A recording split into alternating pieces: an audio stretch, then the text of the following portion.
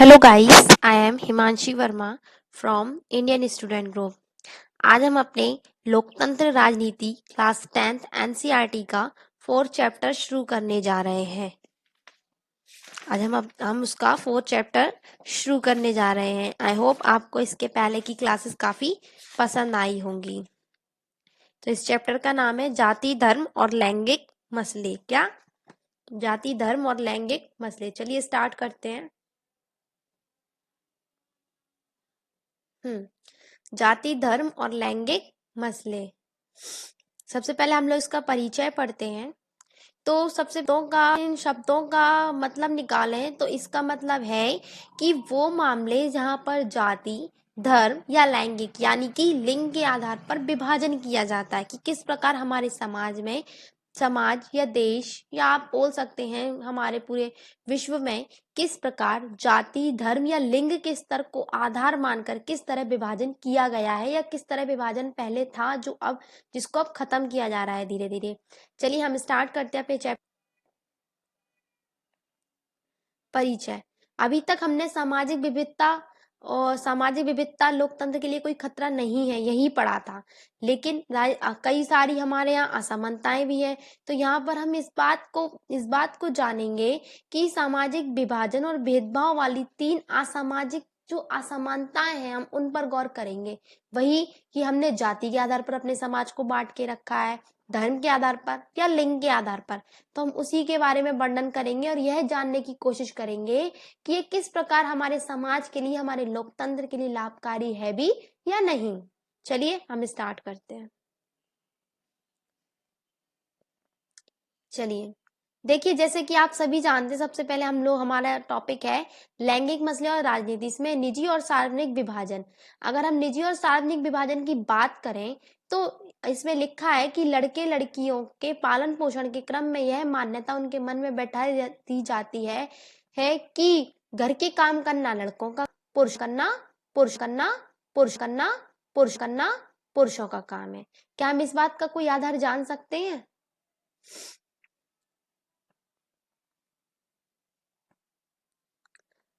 इस बात का क्या कोई आधार है? नहीं है। इस बात का कोई भी ऐसा आधार नहीं है। समझ रहे हैं ना आप? इस बात का कोई भी ऐसा आधार नहीं है। ठीक है।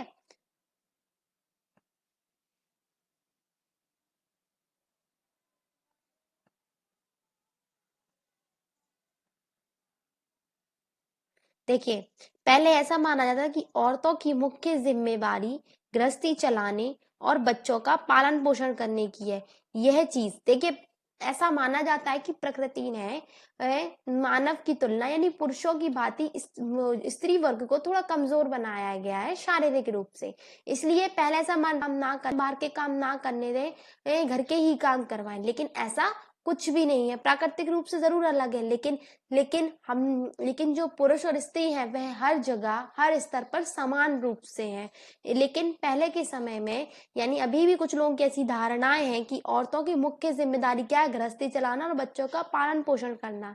यह चीजें अधिकतर परिवारों के श्रम लैंगिक विभाजनों में झलकती हैं। हम भी देखते हैं कि जो औरतें होती हैं वह घर का सारा काम करती हैं, साफ सफाई से लेकर खाना बनाना, बच्चों की देख रेख करना, जबकि मर्द क्या करते थे? बाहर का काम करते थे। ऐसा नहीं है कि ये सिर्फ मर्दों के ही काम है। ऐसी बहुत सी औरतें जो बाहर जाकर अपने घर पर करने वाले कामों को बाहर जाकर करती हैं। और ऐसा नहीं है कि सिर्फ स्त्रियां ही बनाती हैं। ऐसा नहीं है, क्योंकि से कई बड़े बड़े होटलों में जो रसोइये होते हैं वो पुरुष हुआ करते हैं। और अगर हम मेहनत मजदूरी की बात करें तो कई खेतों में जो स्त्रियां होती हैं वो फसल काटा करती हैं।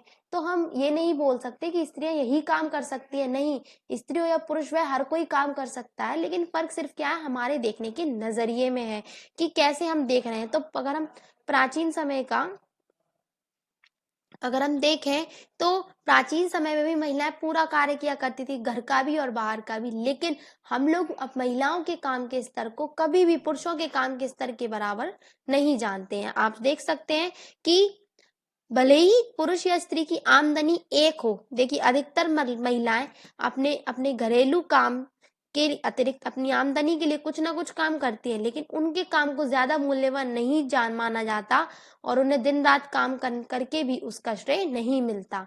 आप सभी जानते हैं कि बहुत सी ऐसी महिलाएं हैं जो आजकल ऑफिस में काम करती है, लेकिन उनके आंकड़े कितने हैं, हम उनको वो विशेषताएं देते ही नहीं है। तो यही है कि औरत, और इस बात का नतीजा क्या है कि औरत तो घर की चार दीवारी में सिमट के रह गई, बाहर का सार्वजनिक जीवन पुरुषों के कब्जे में आ गया।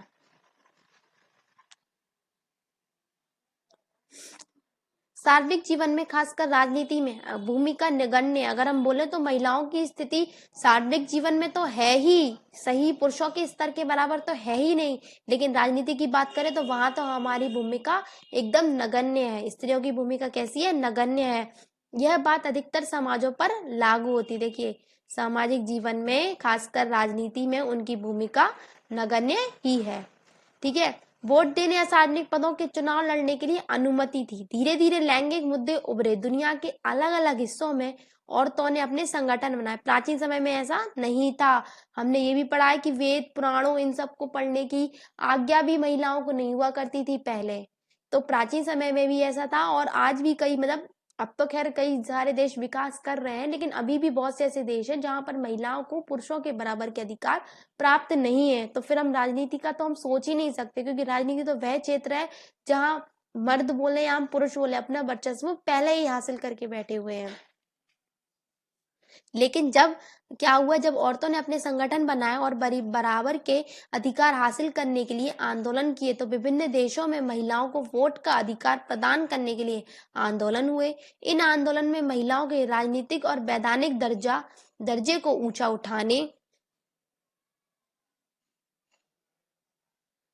उठाने, उनके लिए शिक्षा व रोजगार के अवसर बढ़ाने की मांग की गई।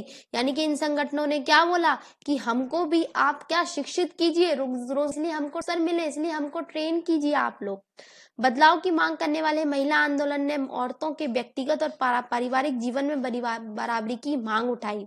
इन आंदोलन को नारीवादी आंदोलन कहा गया, क्योंकि ये नारी के स्वरूप, नारी के अस्तित्व के बारे में कहा गया था कि नारी को कैसे सुदृढ़ बनाया जाए। नारी सुदृढ़ तो पहले से ही थी, लेकिन समाज ने उसको कमजोर साबित करके रखा था। समाज ने उसकी जो भूमिका थी वह एक कोमल नारी के रूप में प्रदर्शित की थी, लेकिन ऐसा बिल्कुल भी नहीं था। नारी कभी कोमल थी ही नहीं। नारी सबसे ज्यादा मजबूत है, क्योंकि वह तो खुद इस संसार का निर्माण करती है। लैंगिक विभाजन की राजनीति का अभिव्यक्ति और इस सवाल पर राजनीतिक गोलबंदी ने सार्वजनिक जीवन में बढ़ाने में मदद की है। आज हम वैज्ञानिक, डॉक्टर, प्रबंधक, कॉलेज और विश्वविद्यालय शिक्षकों जैसे पेशों में और बहुत सी औरतों को पाते हैं, जबकि पहले इन कामों को महिलाओं के लायक ही नहीं माना जाता। दुनिया के कुछ हिस्से जैसे नॉर्वे, स्वीडन, फिनलैंड जैसे स्कैंडिनेवियाई, जो हमारे यूरोप में है, देश में सार्वजनिक जीवन में महिलाओं की भागीदारी का स्तर काफी ऊंचा है, यानी हम लोगों से ऊंचा। देखिए, अगर हम ये वाला तो की धारणा, यानी लोगों की धारणाओं के अनुसार, देखिए, फैशन उद्योग के लिए आदर्श सुंदरी नारी कुछ इस प्रकार होनी चाहिए। समाज के लिए एक ऐसी नारी होनी चाहिए जो सभी तरह काम कर सके। भावी नारी जो दहेज लायक है। ये तो मैं इस चित्र को समझा, ज्यादा कुछ है नहीं। नियोक्ता और पुरुष सहकर्मियों के कर्मचारी ऐसे लोगों की क्षेत्र बदलने से नारी के प्रति उनका बदल जाता है।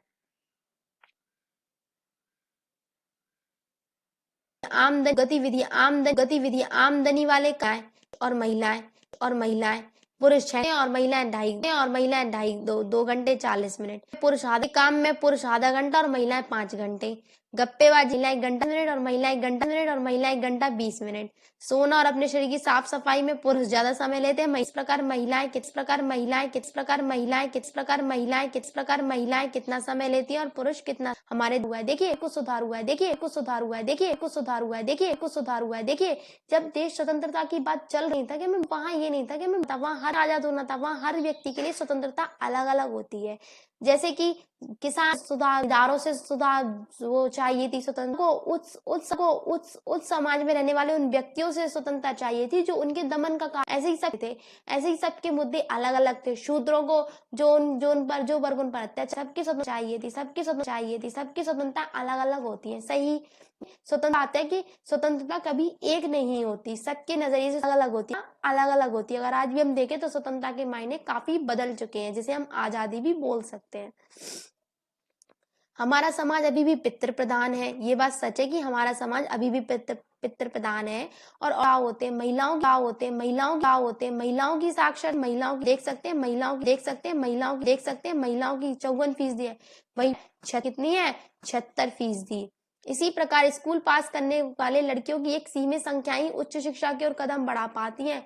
लड़कियों गए लड़कियों गए लड़कियों गए लड़कियों ने बाजी मारी थी। कई जगह उनका प्रदर्शन लड़कों से भी कमतर भी नहीं होता है, लेकिन आगे की पढ़ाई के दरवाजे उनके लिए बंद। सं, सं, सं, सं, संसाधनों को लड़के लड़की दोनों पर बराबर खर्च करने की जगह लड़कों पर ज्यादा खर्च करना पसंद करते, क्योंकि बहुत से लोगों की ये सोच है को हम लड़के को हम पढ़ाएंगे और लड़का कुछ बन जाता है तो वो हमारा साथ देगा, पढ़ाएंगे लड़की को पढ़ाएंगे लड़का हमारा लड़का हमारा साथ देगा। वही कि लड़की में क्यों देगी तो मतलब ऐसे लोगों की थिंकिंग है। खैर आजकल तो सभी लोगों की सोच बदल रही है और बदलनी भी चाहिए। पितृ प्रदान का मर्द में महिला इस पद में महिलाओं की तुलना में पुरुषों को ज्यादा महत्व प्रदान का मतलब आप समझ चुके हैं। ठीक है, हर क्षेत्र में खेल कूद की दुनिया से लेकर सिनेमा तक और कल मतलब हर जगह पुरुषों की तुलनाओं में महिलाओं की मजदूरी कैसी होती है? पुरुषों की तुलना में कम मजदूरी होती है। भारत के अनेक हिस्से में माँ बाप को सिर्फ लड़के की चाह होती है और यही कारण होता है कि वे अपनी लड़कियों को जन्म लेने से पहले ही मार देते हैं। ऐसी मानसिकता भी हमारे यहाँ पनपती है कि अगर लड़की होगी तो उसको करना पड़ेगा, खर्चा करना पड़ेगा, इससे अच्छा है कि हमारी लड़की हो ही ना हो। लेकिन ऐसी सोच रखने वाले काफी छोटी सोच रखते हैं। हमें ऐसी सोच को खत्म करनी चाहिए। ठीक है, देखिए महिलाओं के उत्पीड़न शोषण और उन पर होने वाली हिंसा की खबरें रोज पढ़ने को मिलती है। शहरी इलाकों में तो महिलाएं खास तौर से असुरक्षित है, वे अपने घरों में भी सुरक्षित नहीं है क्योंकि वहां भी उनके साथ मारपीट और अनेक तरह की घरेलू हिंसाएं झेलनी पड़ती है। ये बात सही है कि महिलाएं अगर देखा जाए तो महिला कहीं भी सुरक्षित नहीं है, ना ही बाहर ना ही घर के अंदर। कभी कभी अपराधी हमारे घर के सदस्यों के बीच में ही होता है। और महिलाओं के साथ मारपीट और घरेलू हिंसा तो आम बात है। मोस्टली ये बोला जाता है कि होता है, ये सब एडजस्ट करना पड़ता है। चलिए अगर हम आंकड़े देखें तो देखिए संसदों में महिलाओं की संख्या, तो हमारा भारत का प्लेस देख सकते हैं आप कितना कम है। देख सक देख सक देख सक प्लेस देख देख देखिए 11.8 स्थान पर है हम लोगों का। देखिए कितना कम स्तर है, ये माध्यम है कि इतना तो होना ही। विश्व का औसत 24 है और हम उसके हाफ पर है। समझ रहे हैं आप, हम उसके हाफ। तो बस ऐसे ही विविधता चली आ रही है हमारे समाज में। महिलाओं का राजनीतिक प्रतिनिधित्व, ये कोई भी बात छुपी नहीं है कि औरतों की भलाई उनके साथ समान व्यवहार वाले मुद्दों पर ध्यान नहीं दिया जाता है। अब तो ध्यान दिया जा रहा है।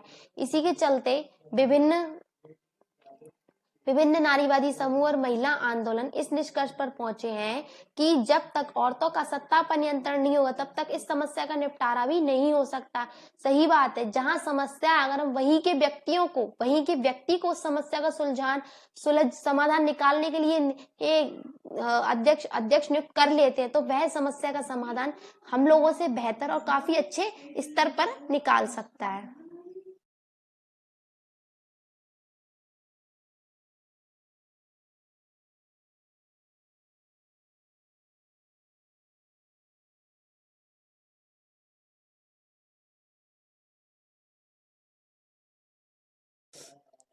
ठीक है।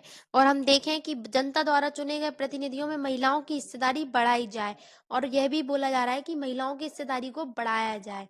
ठीक है। भारत की विधायिका में महिला प्रतिनिधियों का अनुपात बहुत ही कम है, जैसे लोकसभा महिला सांसदों की संख्या में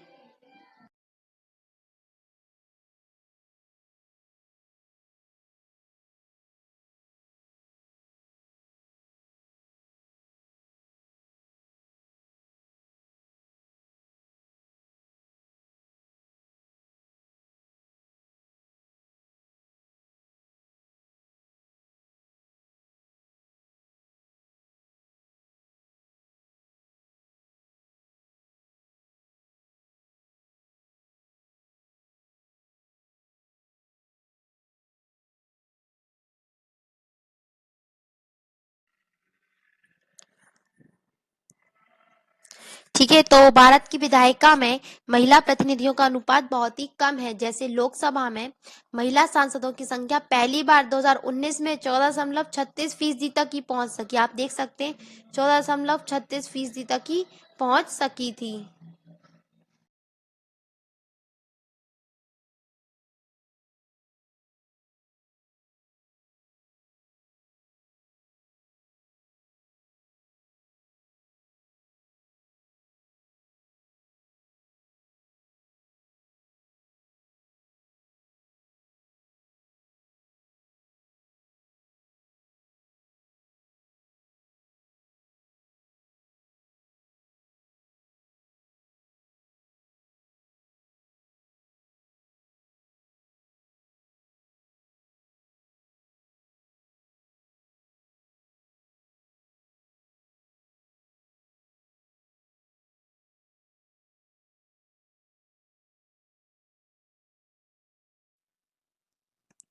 ठीक है। तो पहली बार 2019 में पहली बार ऐसा हुआ था कि महिला सांसदों की संख्या 14.36% तक पहुंच सकी, और राज्यों की विधानसभा में तो इनका प्रतिनिधित्व और भी कम है। इस मामले में भारत दुनिया के देशों में काफी नीचे है। भारत इस मामले में अफ्रीका और लैटिन अमेरिका के कई विकासशील देशों से भी पीछे है।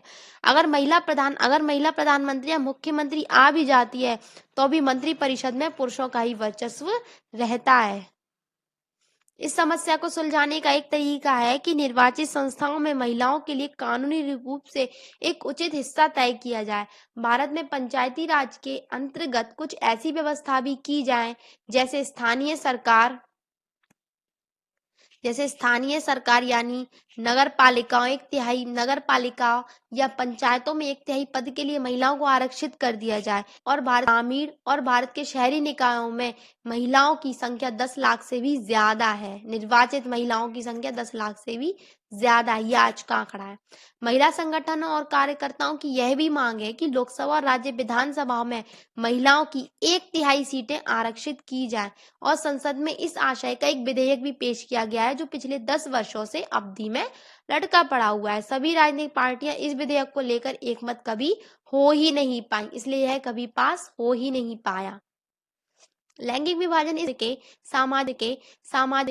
सामाजिक विभाजनों को राजनीतिक रूप देने की जरूरत है। इससे यह भी पता चलता है कि जब सामाजिक मुद्दा एक राजनीतिक मुद्दा बन जाता है, जब सामाजिक विभाजन एक राजनीतिक मुद्दा बन जाता है, तो वंचित समूह को किस तरह लाभ होता है। अगर महिलाओं से भेदभाव भरे व्यवहार का मसला राजनीतिक तौर पर ना उठता, तो उनको लाभ मिल पाना थोड़ा मुश्किल हो जाता है।